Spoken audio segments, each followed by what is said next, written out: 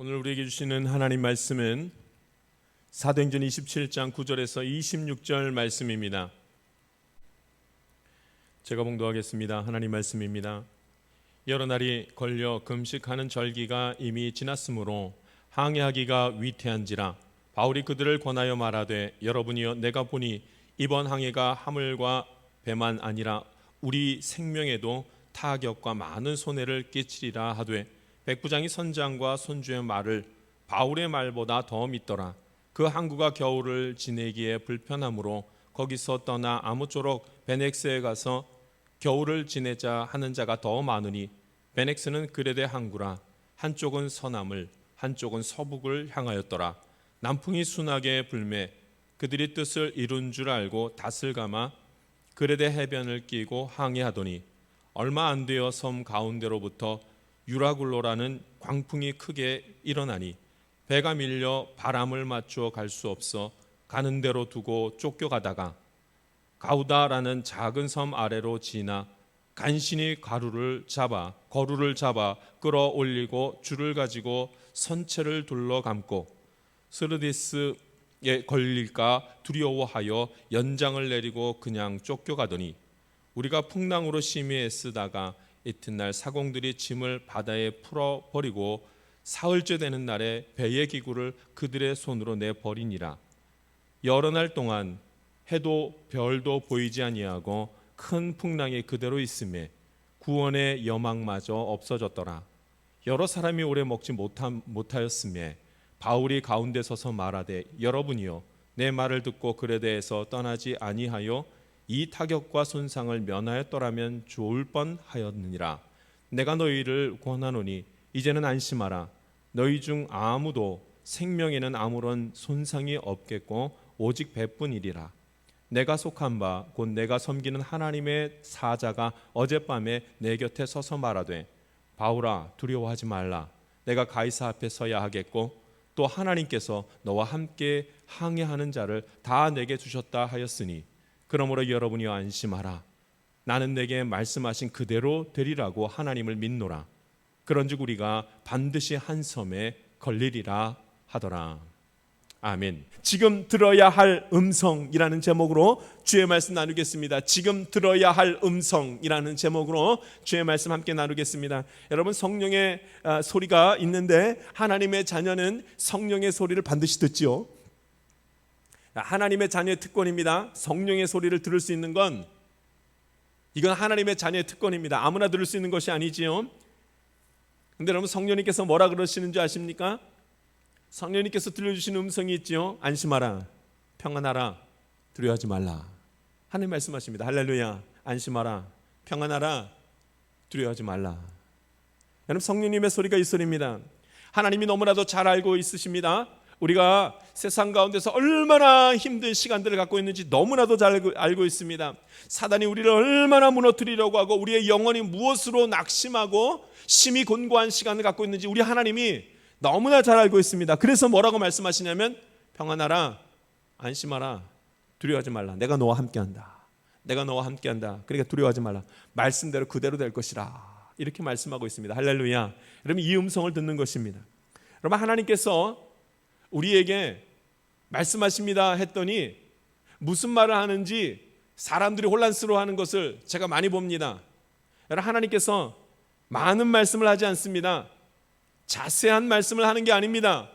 여러분, 하나님의 말씀이 만약에 되게 자세하고 만약에 되게 많다면은 나를 향한 음성이 되게 많고 막 복잡하게 들리기 시작한다면은 여러분, 그러면 성경이 권위 있지도 않고 성경이 하나님의 말씀으로 지금까지 자리할 수가 없었을 것입니다. 여러분, 명쾌하게 하나님의 말씀은 굉장히 명쾌하고 성령의 음성은 굉장히 아주 정확하게 우리에게 들려집니다. 그 중에 가장 대표적으로 들려지는 음성이 분명하게 들리는 음성이 이것입니다. 무엇이냐면 평안하라, 내가 너와 함께한다. 이것입니다. 그러니까 여러분, 평안과 임마누엘 이 두 가지의 음성이 들립니다. 어느 성도님들이 저를 찾아와서 가끔 물을 때가 있습니다. 이게 하나님의 음성 맞습니까? 라고 물을 때 그 하나님의 음성 맞습니까?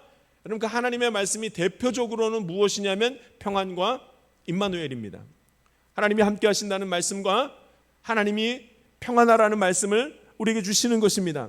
그러니까 우리가 이 소리를 들어야 됩니다. 지금 나에게, 오늘 예배드리는 가운데 있는 나에게 주시는 말씀, 평안하라. 할렐루야.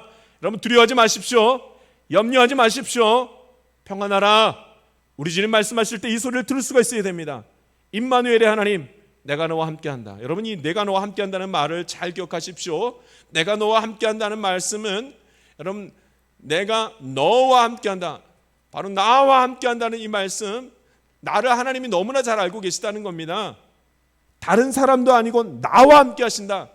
개인적으로 주관적인 나를 하나님이 아신다는 겁니다. 그 나를 아시고 나와 함께 하신다는 말씀이죠. 무엇을 좋아하고 무엇을 싫어하고 무엇을 하고 싶어하고 무엇을 부담스러워하고 지금 무엇으로 두려워하고 있고 지금 무엇으로 행복하고 하는지 나를 가장 잘 아시는 하나님이, 나를 아시는 하나님이 나와 함께 한다는 말씀입니다. 할렐루야. 얼마나 귀한 말씀인지 모릅니다. 그러니까 여러분, 이 소리를 듣는 거죠. 지금 들어야 할 말씀, 평안하라. 내가 너와 함께 한다. 오늘 이 아침에 함께 예배드리는 가운데 주의 음성이 들려지기를 간절히 바랍니다. 여러분, 이 성령의 소리는 놀랍게도 고난 가운데 있을 때 더 잘 들립니다.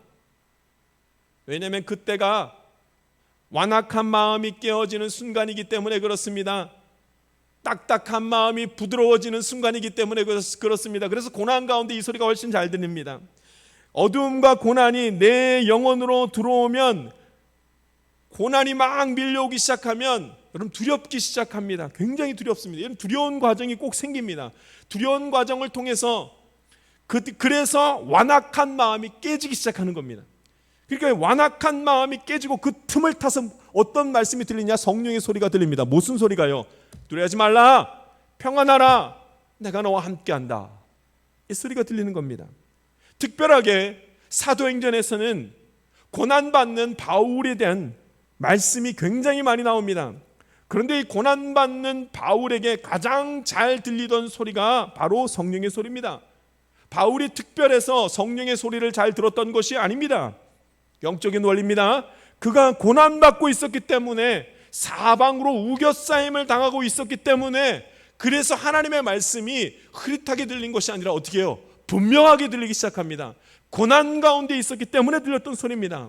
성령의 소리는 너무나도 정확하게 이 고난 가운데 있을 때 들리기 시작합니다. 안심하라, 하나님이 함께 하신다. 말씀대로 그대로 될 것이라, 이렇게 말씀하는 것입니다. 바울은 로마로 가는 길에 큰 어려움을 당했습니다. 큰 어려움을 당했습니다. 이 말을 다른 말로 바꾸면 그 가운데 하나님의 소리가 분명하게 들리기 시작했습니다. 이 뜻입니다. 할렐루야. 인간의 완악하고 교만한 영혼이 깨어지는 순간이 언젠가 고난이 있고 어려움이 있으니까 그것이 팍 깨지면서 그 다음에 들리는 소리가 있었습니다. 두려워하지 말라, 내가 너와 함께한다. 성령의 소리를 듣는 데에는 그 과정이 좀 있습니다. 오늘 본문 말씀에서는 성령의 소리를 듣는 과정이 아주 잘 나오는 것을 봅니다. 오늘 본문 말씀을 대할 때에 자주 나오는 단어가 있습니다. 그것을 보았더니 첫 번째, 성령의 소리를 듣는 과정 중에는 반드시 뭐가 있냐면 고난이 있습니다. 고난이 지난 고난 가운데서 뭘 들어요? 성령의 소리를 듣는다, 이 말입니다. 말씀을 보니까 9절 말씀에 이렇게 나오죠. 9절 말씀에 여러 날이 걸려 금식하는 절기가 이미 지났으므로 항의하기가 어떻게 해요? 위태한지라. 위태하다는 말씀, 이 고난이 오기 시작하는 위태한지라. 10절 말씀에 보면 어떤 말씀이 나오냐, 끝에 맨 마지막에 보면 우리 생명에도 타격과 많은 손해를 끼치리라. 어려움이 찾아온다는 거죠. 14절 말씀에 보면 얼마 안 되어 섬 가운데로부터 유라굴로라는 광풍이 크게 일어나니, 광풍이 불기 시작했다는 말씀이 나오죠. 15절 말씀에 보면 배가 밀려 바람을 맞춰 갈 수 없어 가는 대로 두고 쫓겨간다는 말씀이 나오죠. 여러분, 말씀에 온통 고난입니다, 고난입니다, 이런 말씀들이 나오는 것을 봅니다. 성령의 소리를 듣고 성령을 의지하게 되는 데에는 이런 고난의 순간들이 찾아옵니다. 나의 마음이 부드러운 마음, 선한 마음이 되게 될 때에 필요한 것, 고난이 찾아온다는 말씀입니다. 교만이 꺾이는 때가 바로 이때입니다. 안심하라, 이 소리가 들리십니까? 참으로 들리지 않습니까? 무엇이 그렇게 자신이 있고 무엇이 그렇게 합리적인 것을 찾고 있는지, 무엇 때문에 그렇게 하나님의 소리가 안 들리지 한번 가만히 지켜보십시오. 근데 무엇 때문에 듣지 못하는가? 마음이 딱딱해서 그렇습니다. 그래서 여러분, 놀랍게도 우리는 언제 하나님의 음성을 듣게 되는가? 고난 가운데서 하나님의 음성을 듣게 됩니다. 어려운 가운데 성령의 소리를 듣게 됩니다. 안심하라. 이 성령의 소리, 내가 너와 함께한다, 말씀대로 되리라. 고난의 과정을 통해서 우리는 하나님의 음성을 듣게 됩니다. 여러분, 잠시 어려운 일이 생기시고 답답한 일이 있고 하나님을 원망하는 만한 일이 생겨도 걱정하지 마십시오. 그때가 하나님의 음성 듣는 때인 줄 믿습니다. 할렐루야. 우리 성경이 말하죠. 두 번째입니다. 완악함이 깨어지는 그 과정 중에는 어떤 일들이 벌어지냐면 다 내려놓는 일이 벌어집니다. 다 내려놓았더니 뭐가 들려요? 하나님의 음성이 들리더라.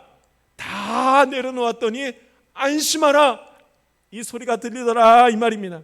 18절 말씀 한번 볼까요? 18절 말씀에 보면 이런 말씀이 있습니다. 우리가 풍랑으로 심히 애쓰다가 이튿날 사공들이 짐을 바다에 풀어버리고, 자, 버리죠. 다 버립니다. 또 말씀 볼까요? 19절 말씀 보겠습니다. 사흘째 되는 날에 배의 기구를 그들의 손으로 내 버리니라. 다 버립니다.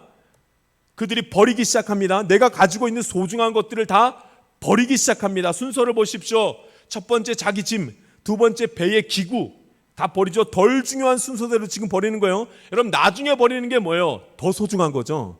먼저 버리는 게 뭐예요? 그나마 덜 소중한 거죠. 다 버립니다. 내 짐을 먼저 버립니다. 근데 더 소중한 게 뭐였냐면 배 기구들입니다. 배 기구가 없으면 목숨과 같은 게 뭐예요? 배 기구들이죠. 이거 다 버리면 배에 있다가 죽는 거예요. 다 버립니다. 다 생명을 유지하게 하는 배 기구들까지 다 버렸다. 여러분, 그 다음에 들리는 게 뭐예요? 하나님의 음성이더라는 거예요. 다 버립니다. 배 안에서 생각하던 소중한 것들을 다 버릴 때입니다. 배 안에 있을 때 소중했던 그 모든 것들을 다 버립니다. 그러면 어떻게 돼요? 매우 선명하게 성령의 소리가 들리기 시작합니다. 여러분, 다 버리고 나면 들리는 것이 하나님의 음성인 줄 믿습니다. 내가 소중히 여기는 것이 뭡니까? 여러분, 가만 보면 사실은 가장 소중히 여기는 것, 내가 소중히 그 소중한 것이 너무나 갖고 싶어서, 내가 소중히 여기는 것, 그게 너무나 갖고 싶어서 사실은 하나님을 찾지요.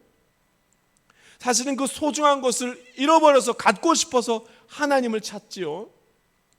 그런데 그 소중한 것은 나의 마음을 딱딱하게 만들기도 하는 것입니다. 순전하게 하나님을 바라보지 못하는 이유가 그 소중한 것 때문에 그럴 때가 훨씬 많습니다. 소중한 것 차지하려다가 하나님 먼저 버릴 때가 얼마나 많은지 모릅니다. 그래서 하나님 만나러 갈 때 제일 먼저 해야 될 과정이 뭐냐면 나에게 가장 소중한 것을 다 버리는 겁니다. 나의 것을 버리는 것은 그 빈자리에 뭘 채우겠다는 거예요? 하나님의 말씀으로 채우겠다는 소리입니다. 할렐루야. 내게 소중한 것을 버릴 때 그 마음, 그 공허하고 허탈한 마음, 고집스러웠던 그 마음, 확신했던 그것들 다 버리기를 원합니다. 다 버리고 났더니 그 마음의 빈자리, 거기에 말씀이 들어갑니다. 할렐루야. 그래서 화답하는 것입니다. 그러니까 여러분, 소중한 것이 너무 많으면 그러면 안심하는 소리가 잘 안 들립니다. 내게 소중한 것이 너무 깊숙이 들어가 있어서 이걸 빼내지 못하면 그러면 안심하라는 하나님의 소리가 전혀 들리지가 않습니다. 이것이 내가 이 거친 세상에서 하나님의 음성을 듣지 못하는 이유가 되기도 합니다. 소중한 것을 버리지 못할 때. 세 번째입니다.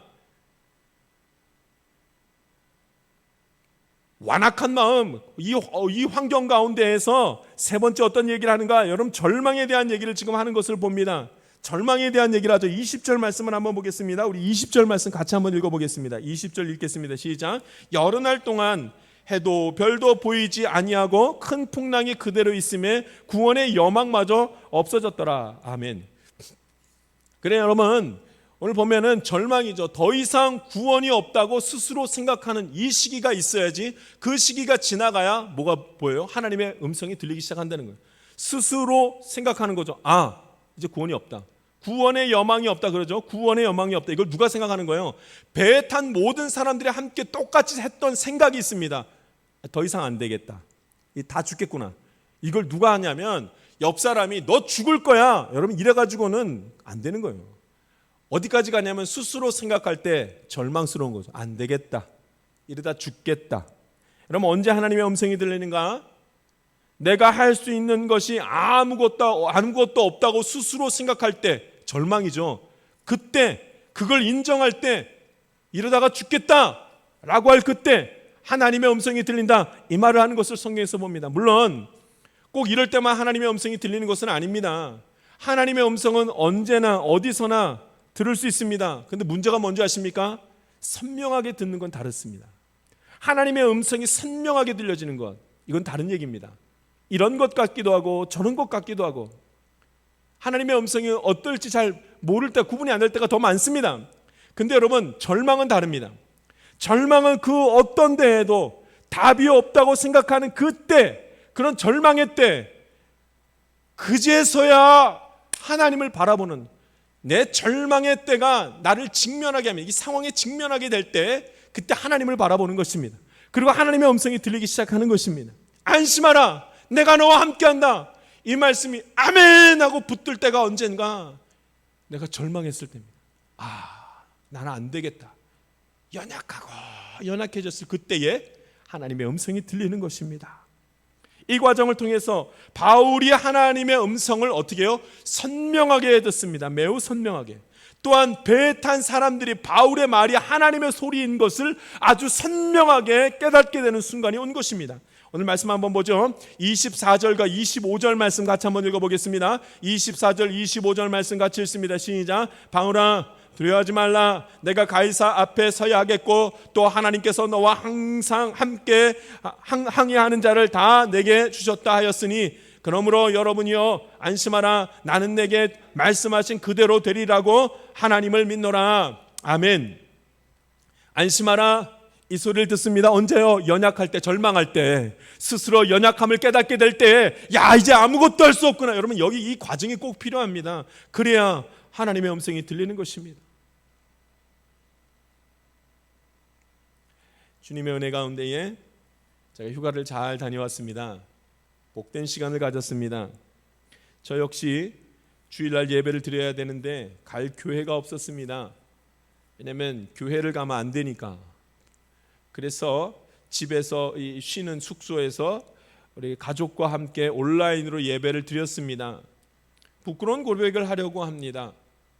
온라인으로 드리는 예배가 얼마나 힘든지 목사인 제가 그때 처음 깨달았습니다. 결론부터 말하자면 엉망이었습니다. 시간을 맞추어서 주변을 정돈하고 가족들과 함께 예배드리는 것이 매우 어려웠습니다. 그것도 자녀들과 함께 마치 교회에서 예배드리는 것처럼 그렇게 예배를 드리는 것은 거의 불가능한 것처럼 그렇게 제가 느껴졌습니다. 제가 기대를 잘못했던 거죠. 그리고 제가 깨달은 것이 있습니다. 과연 하나님의 뜻은 무엇일까? 이렇게 예배드리는 이것이 참 하나님의 뜻이 어떤 것일까?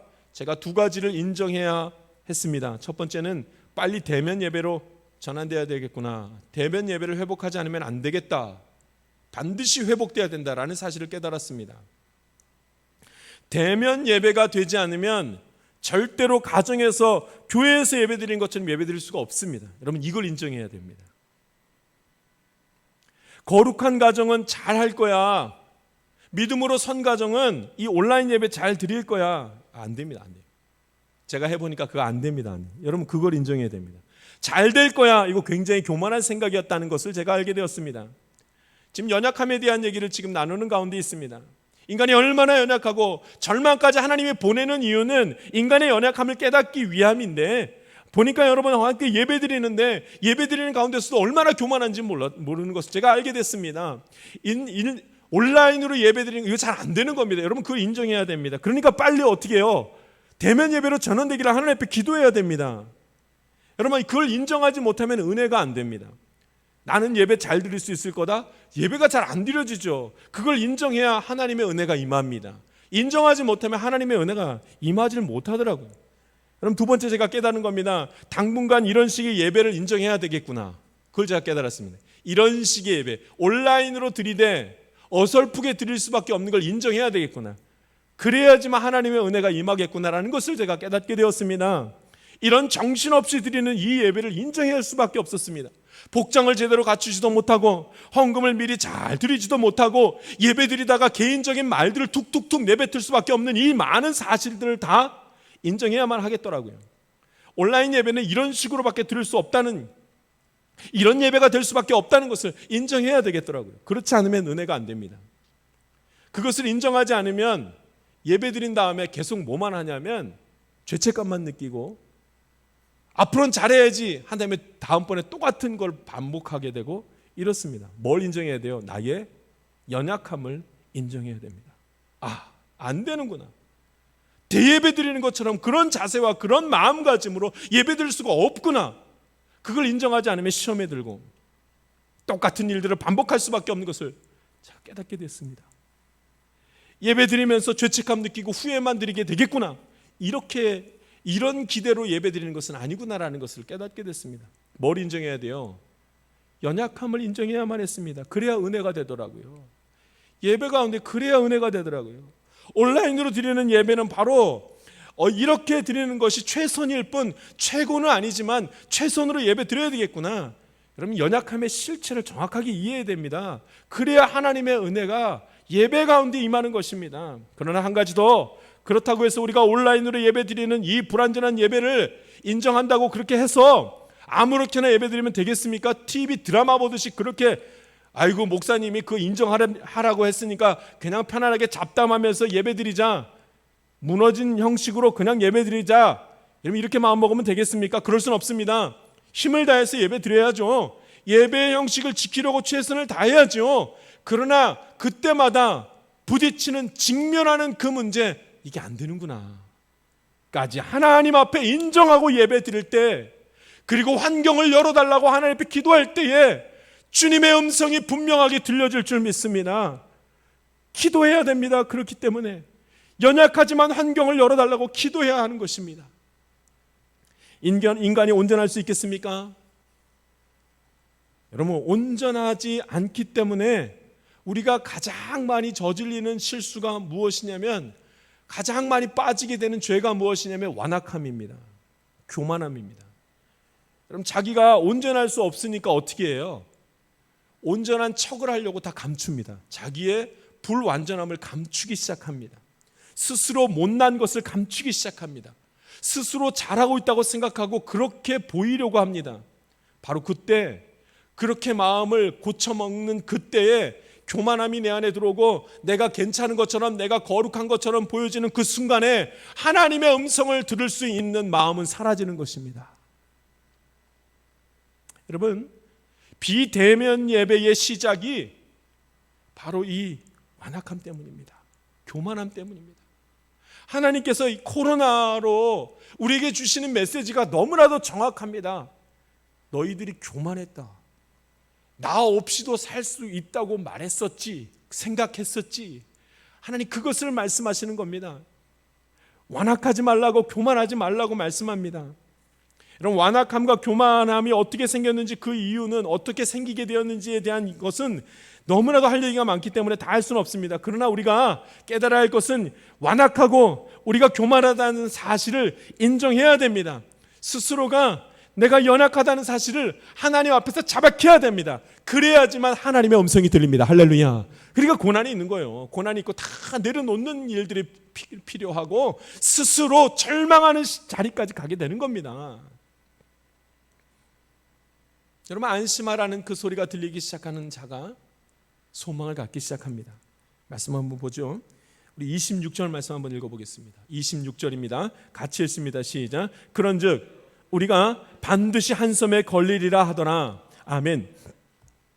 바울이 이 얘기를 합니다. 다 빠져 죽게 생겼을 그때 안심하라고 하나님께서 말씀하셨습니다. 안심하라, 두려워하지 말라, 말씀대로 되리라. 그 다음에 바울이 한 말이 무엇인가? 반드시 한 섬에 걸리리라, 살 거다, 이 얘기를 합니다. 바울의 이 말은 굉장히 설득력이 있어 보이죠. 한 섬에 걸리리라, 이거 굉장히 설득력이 있습니다. 왜냐하면 안심하라, 내가 다 살리리라, 이걸 누가 말씀하신 거예요? 하나님이 말씀하셨다는 거죠. 그러니까 한 섬에 걸리리라. 바울은 배에서 절망하고 있는 사람들에게 안심하라고 그렇게 말했습니다. 그리고 하나님의 사자가 나타나서 나에게 그렇게 말을 해줬습니다 라고 말을 합니다. 그래 배에 탄 모든 사람들이 이제 그것을 믿습니다. 안심해도 되겠구나.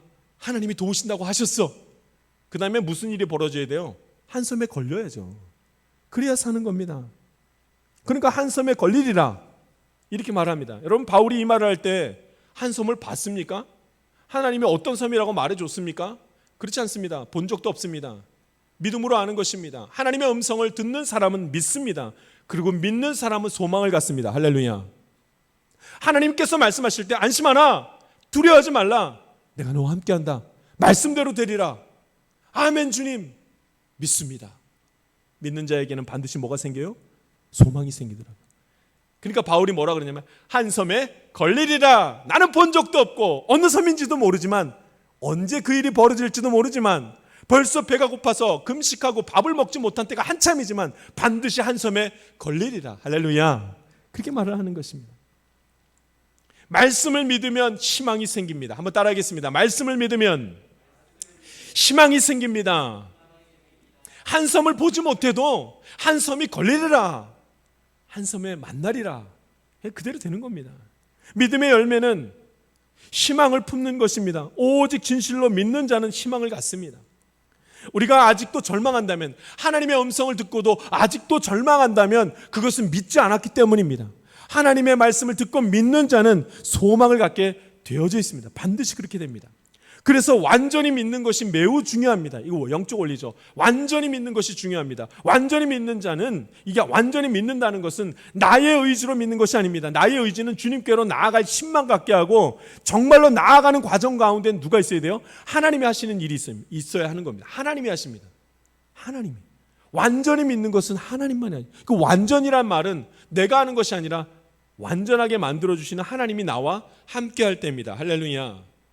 그러니까 여러분, 베드로가 그렇게 하죠. 베드로가 물 위를 걷지 않습니까? 믿음으로 물 위를 걷습니다. 근데 바람이 불자마자 물을 보고 두려워서 물에 빠져버립니다. 완전한 믿음이 사람에게 없습니다. 아무리 믿어도, 사람은 바람만 불어도, 물속만 보아도 흔들립니다. 의지는 생길지 몰라도 그 과정 중에 하나님이 함께하지 아니하시면 우리가 가지고 있는 완전한 믿음이라는 건 없는 것입니다. 그러니까 하나님이 함께 하셔야죠. 다윗도 마찬가지입니다. 물맷돌로 골리앗을 쳐 죽이지 않습니까? 그의 믿음이 완전한 믿음 같습니까? 다윗이 한 유명한 말이 있지 않습니까? 너는 칼과 단창으로 싸우지만 나는 만군의 여호와 이름으로 싸우겠다. 얼마나 큰 믿음입니까? 큰 믿음이 있는 것처럼 그렇게 여겨집니다. 그런데 다윗이 한 일이 뭐예요? 평생 잊지 못할 큰 실수를 합니다. 간음죄와 살인죄를 동시에 저지르고 맙니다. 그가 믿음이 없어서 지은 죄겠습니까? 연약하기 때문에 지은 죄입니다. 인간은 하나님의 절대적인 은혜가 없으면, 하나님이 함께하지 아니하면 절대적인 믿음이라는 것은 없는 것입니다. 그러니 여러분, 어떻게 하면 되겠습니까? 스스로 절대적인 믿음을 가질 수가 없습니다. 그걸 인정해야 됩니다. 나는 연약한다는 것을 인정해야 됩니다. 하나님의 은혜가 없이는 안 된다는 것을 인정해야 됩니다. 그것을 인정해야 하나님의 음성도 들리고 소망도 생기는 것입니다. 이 시대에 하나님의 음성, 성령의 음성 듣기가 굉장히 어렵습니다. 완악함 때문에, 교만함 때문에. 그러나 하나님 오늘도 지금 우리에게 하시는 아주 분명한 말씀이 있습니다. 두려워하지 말라, 안심하라, 내가 너와 함께한다. 여러분, 이 말씀 우리가 꼭 들어야 될 말씀입니다. 조금만 더 가면 저쪽에 나를 구원할 섬이 있다. 나를 살릴 그 섬이 거기에 있다. 이 구원의 소리, 소망의 소리를 우리가 믿을 수 있어야 됩니다. 이 소리가 들리지 않는다면, 나의 마음이 소망으로 채워지지 않는다면 기도합시다. 완전한 믿음은 우리에게 없으니까 하나님 앞에 기도합시다. 하나님이 은혜 주셔야 되니까 기도합시다. 그러면 성령님의 소리가 이제 들리기 시작하고, 두려워하지 말라, 안심하라, 내가 너를 붙들리라, 이 소리가 들리기 시작할 것입니다. 이것을 정말로 믿는 자는 소망 가운데에서 주의 은혜를 경험하게 될 줄 믿습니다. 같이 기도하겠습니다. 살아계신 하나님 아버지, 오늘도 주님의 말씀을 함께 나누게 하시니 감사를 올려드립니다. 하나님, 내 형편을 다 아는 분이 하나님밖에 없습니다. 큰 산을 넘고 넘어도 더 큰 산이 기다리고 있어서 어쩔 바를 모르는 것을 주님께서 아십니다. 지금 들어야 될 음성, 주의 음성을 내가 듣기를 원합니다. 하나님 함께하여 주시옵고, 주님 안심하지 말라, 안심하라, 두려워하지 말라, 내가 너와 함께한다, 말씀 그대로 되리라. 이 말씀이 내게 들려짐으로 믿고 소망 가운데 거하는 주님의 자녀 되게 하여 주시옵소서. 늘 동행하시는 우리 구주 예수 그리스도의 이름으로 기도하옵나이다. 아멘. 세상 가운데로 나아가는 성도 여러분, 주의 음성은 너무도 분명하고 확실합니다. 모호하다고 변명하지 마십시오. 평안입니다. 함께함입니다. 이제 이 음성을 듣고 믿음으로 아직 열려지지 않은 삶에 대한 소망이 있기를 원합니다. 염려와 근심이 없는 사람이 없습니다. 그러나 하나님의 음성을 들은 자는 그 염려로부터 벗어나는 방법도 알게 될 것입니다. 잠시 있는 고난이 우리에게 얼마나 큰 유익인지 묵상하며 불평이 아닌 감사로 주님께 매 순간 화답하십시오. 가만히 생각해 보면 하나님의 크신 사랑이 저와 여러분의 삶 가운데 충만하게 임했음을 알 수 있습니다. 힘을 내십시오. 용기를 내어 이번 한 주간도 살아가십시오. 하나님이 이내 말씀하십니다. 평안하라, 내가 함께한다. 지금은 우리 구주 예수 그리스도의 은혜와 하나님의 놀라우신 사랑과 성령님의 감동과 마교통 충만하시는 총이 오직 주의 음성을 듣고 믿으며 소망 가운데 서기를 원하는 하나님의 귀한 자녀들 가운데 지금부터 영원토록 함께하기를 간절히 축원하옵나이다. 아멘.